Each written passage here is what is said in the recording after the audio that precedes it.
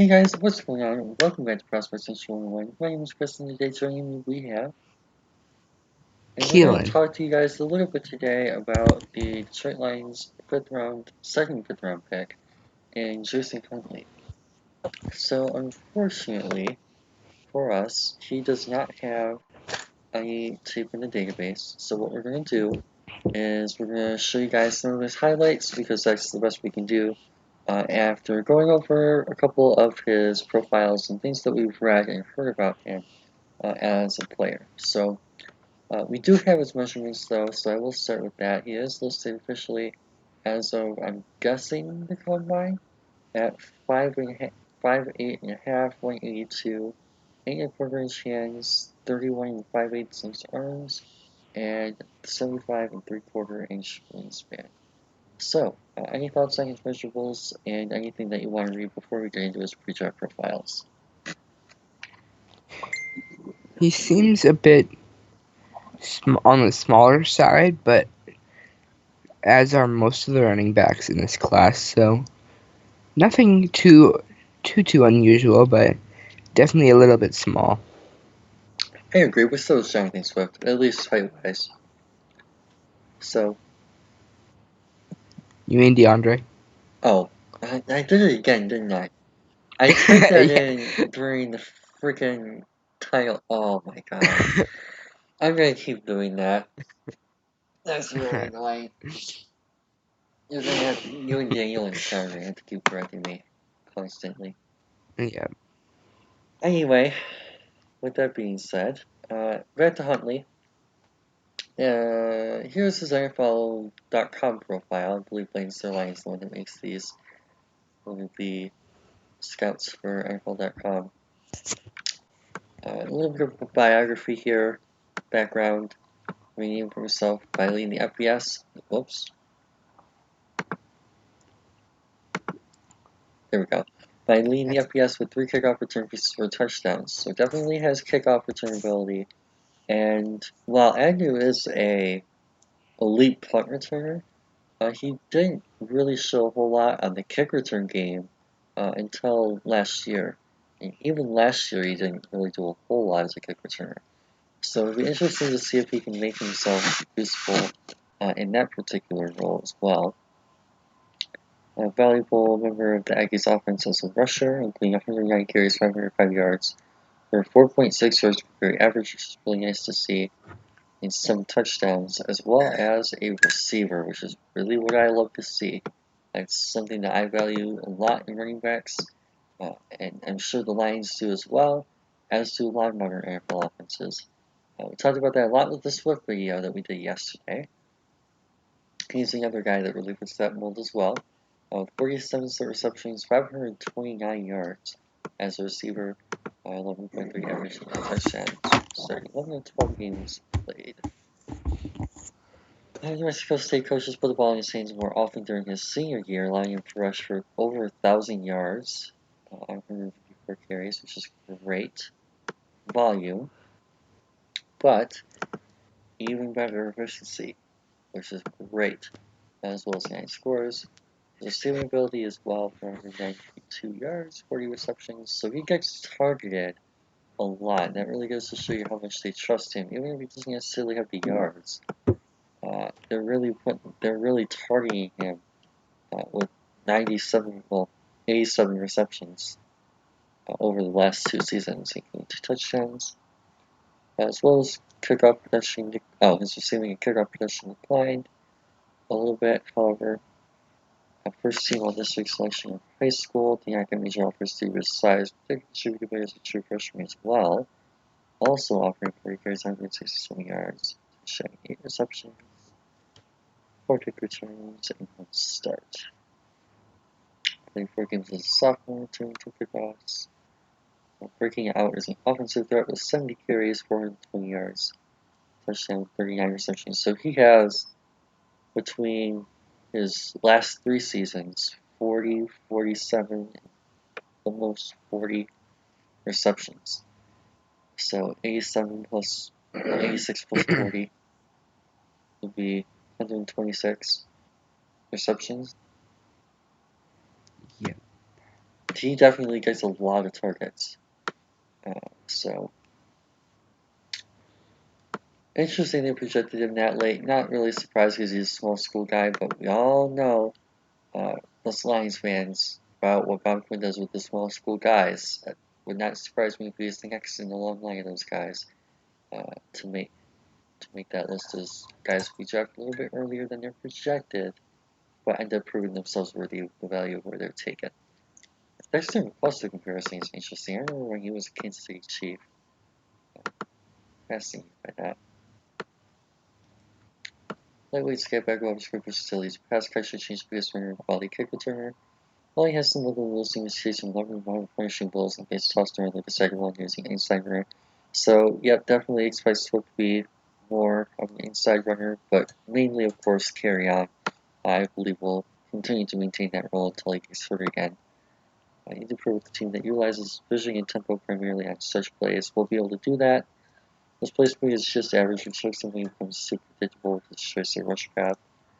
Huntley runs good routes and can be considered for use as gadget packages. Also take advantage of his ability to work in the slot. That's going to be the key thing that I want to see him realized here. Is in that pass catching role. And I thought we were going to use Swift there. I thought he was going to be our last running back. But it looks like Swift is actually going to be more of a primary runner than I thought, which is both good and interesting. I don't want to say bad because it's hard to say that utilizing Swift as a runner is bad. Look how quality he is in all of the running traits. But I was kind of expecting him to be more of like your pass catching complement, more of like a 1-2 role. Whereas it looks like Swift is going to be a running back who can catch and be a 3-down guy, with Huntley kind of in that James White role, where he's like your pure pass catcher. Or like I guess the game Lions fans are probably more familiar with a Theo Riddick type of back, who can run those angle routes, be a slot type of guy, be Amendola backup, uh, in that type of situation. So it'll be really interesting to see that McKissick replacement for sure. Whereas I think Swift is more just an overall upgrade and boost to the room, and will be that RB1, RB2 type of guy who will carry on. I don't think Huntley really factors into that. I think he's going to be more of like your pure McKissick replacement, and guy who will be that gadget player. Jamal Agnew took a couple of offensive snaps last year too. He could definitely be the guy that fills in that role. So going into the positives here, things to like about his game, at least according to this report from NFL.com. Splash around as a ball carrier, pass catcher, and kick returner, so very versatile. A very efficient runner, which is love to see that. Quick to process blocking development and stretch plays, so really good reading his blocks, which is good to see. Vision and change the direction for blue lane choices. Again, something I personally prioritize in my running backs. Finding the right lane, making sure that you take the right pathway in that processing. Ability to alter run tempo for better elusiveness. Open field spin move, clean shaking blue tacklers. That's pretty cool ability to make defenders space. And I remember seeing an analytic on this. I believe it was from College Football Film Room, where he had like a 93% missed tackle rate on first tackles. So he really knows how to create yardage after contact and continue to extend plays beyond the first tackle. 5 kick returns for touchdowns. That's a very high number. A legitimate pass catching threat from both the backfield and the slot. So yeah, definitely gives you Theo Riddick vibes for sure. Gets out of break with some bursts as a route runner, which is really nice to see as well. So weaknesses, areas he needs to improve. Angular ability with narrow base is not suited for inside rushing, which is fine. Likely tried to break tackles, which is interesting because he forces a lot of missed tackles, so I'm not really worried about that. It has a tendency to runs too when he runs outside. I mean, that's kind of what you have to do if you don't want him running inside anyway. Better burst quickness and outright speed, that's fine. I mean, I personally prefer more of your ability to hit that open 10 rather than 40 yard. It's cut and dashes to Burger. Oh well. Face strong punishment from tackles, that's going to happen here running back. put the ball on the ground twice right at the goal line. Okay, so he has 2 fumbles, not the best ball security. That'll improve with time, hopefully, in coaching. Carries the ball too loosely when pushing. Yeah, so same thing. Just keep in mind the middle lanes, keep in mind the A gaps, and work on that ball security. Okay, makes sense. This tells him he has a chance to fill different rosters. Western team thinks he can run, catch, and return, but he's just so light that I wonder if the team will make him more of a receiver than a runner. Which is exactly what we did with Jaden McKissick last year. And basically how I envision us using him is that third down, pass catching, rotational guy who will flex into the slot, possibly out wide for us, and rotational setting as a depth zone. So with that being said, what do you think about Jason Huntley before we go into the second level for this to look? I mean, basically just what you said. He seems like a pure receiving back. I don't really like him, obviously, as like a Norse runner guy that just goes between the tackles. That's not his forte. He's gonna take catches at the back, make catches out of the backfield, maybe line up at slot for a few plays, and just be that, like you said, that J.D. McKissick replacement.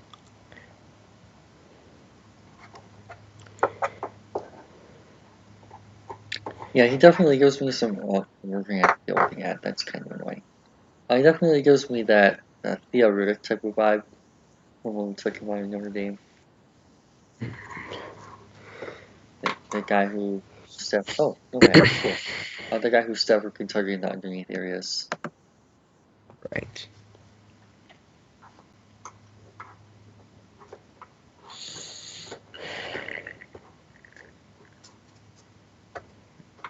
Productive though. I love the air efficiency.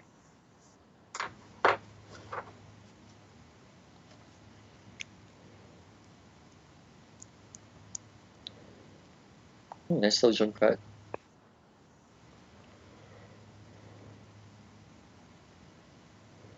Nice. Good job getting out in space. What you want to see. Good cutback lane. Great vision.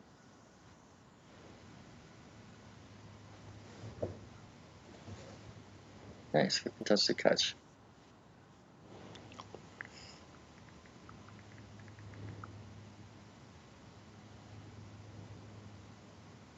Oh yeah, he has the vision for sure. You definitely get to see that translate the mental processing, field vision, all that fun stuff.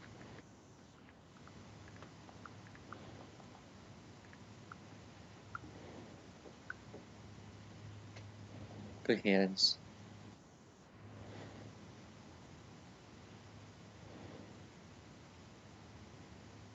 Oh wow, he scored a touchdown against Bama. I think that's Alabama.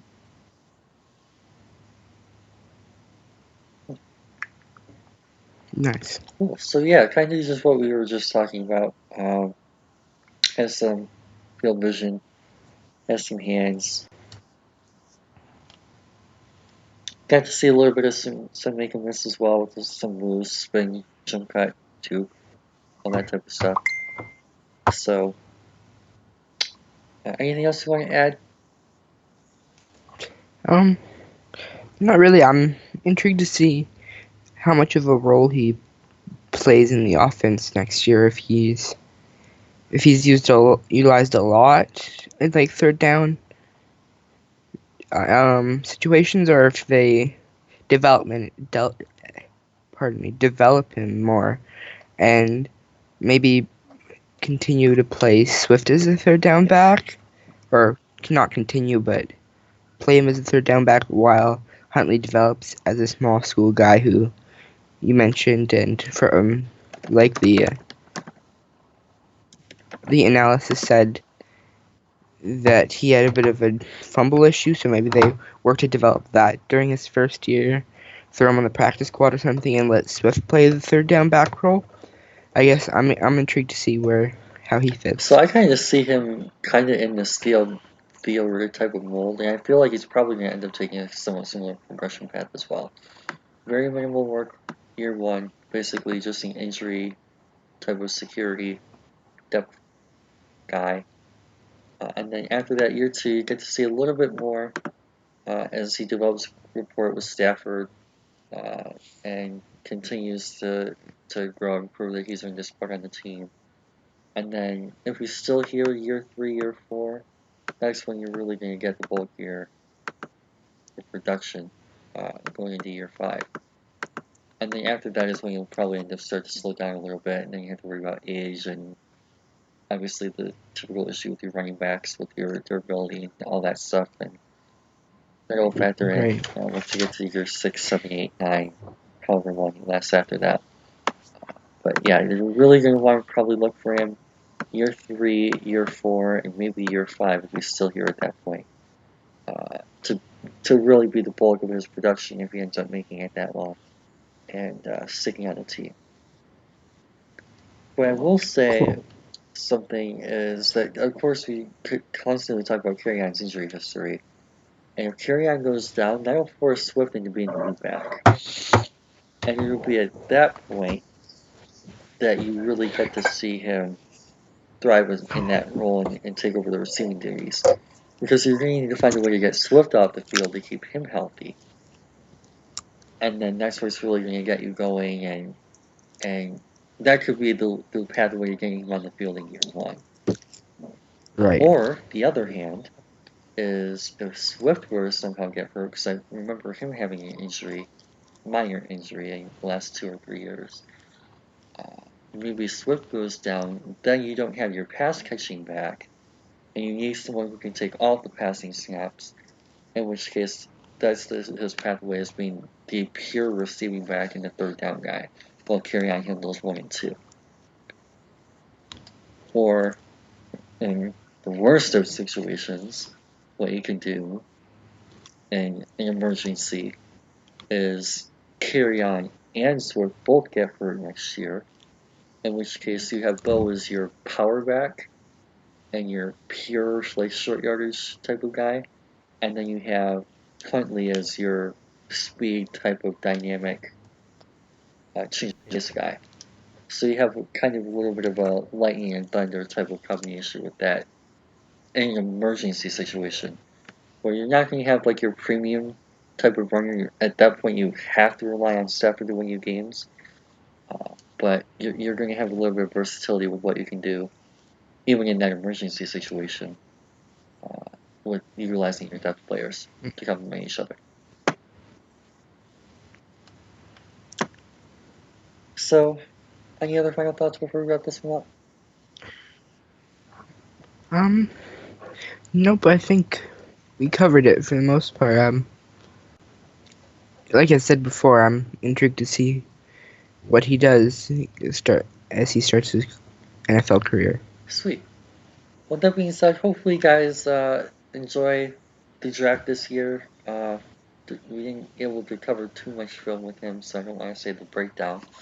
But definitely really big fan of what the Lions were able to do to add to their running back room and really just continue to develop the passing options that we have and maximize the versatility with which we can open up the playbook and continue to develop the Darrell Bevell offense and his scheme and what he needs to work from a consistency standpoint and get that offense flexible enough to minimize the predictability aspect of what we need to see. So continue growing, continue evolving as an offense, continue to learn something every year, continue to add different pieces and do different things and be at the forefront and ahead of the curve of what the future holds is something that Matt Patricia prides himself on. I feel like we took a step in that direction this year, prioritizing run blockers on the offensive line, being a step ahead of the game there, being a step ahead of the game with some of these pass catching guys, and going forward, the defensive side of the ball as well.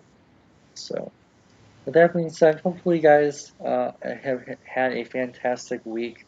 Definitely been fun grinding tape with you guys during the quarantine. And for now, have a fantastic rest of your day and peace out.